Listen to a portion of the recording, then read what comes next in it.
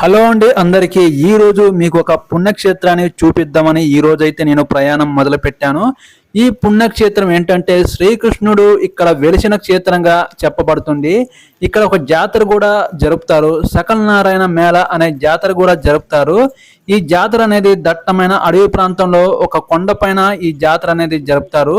అక్కడ శ్రీకృష్ణుడు వెలిసిన ప్రాంతంగా ఇక్కడ చెప్పబడుతుంది.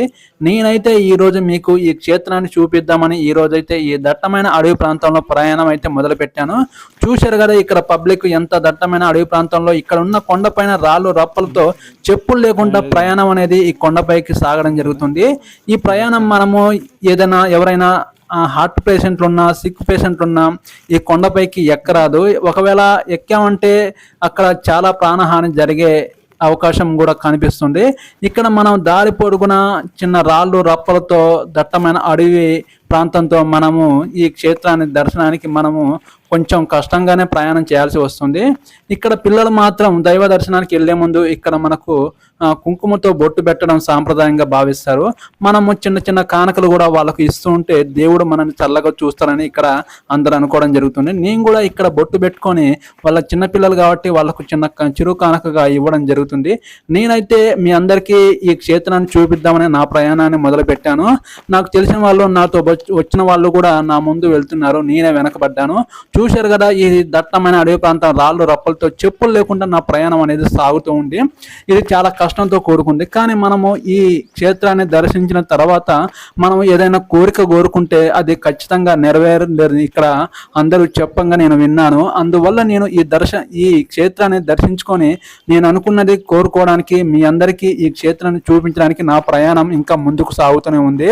అడుగడుగున రాళ్ళు రప్పలతో చిన్నపిల్లలు ఇక్కడ దైవ దర్శనానికి వెళ్ళడానికి మార్గ మధ్యలో చిన్నపిల్లలు బొట్టు పెట్టడానికి ఆశీర్వాదం ఇవ్వడానికి చక్కగా మన ముందు నిలబడి ఉన్నారు.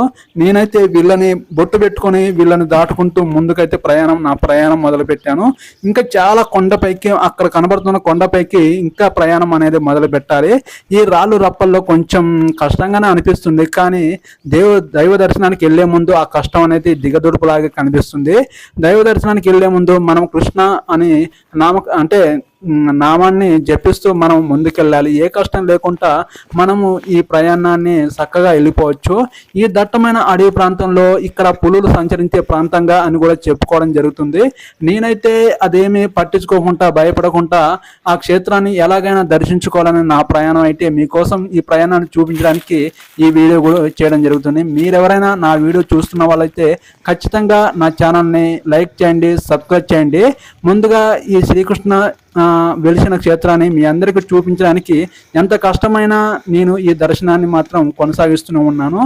చాలామంది జనాలు ఈ కొండపైకి ఎక్కుతున్నారు. వాళ్ళ కష్టాన్ని మర్చిపోయి దైవ దర్శనాన్ని ఎలాగైనా చూసుకోవాలని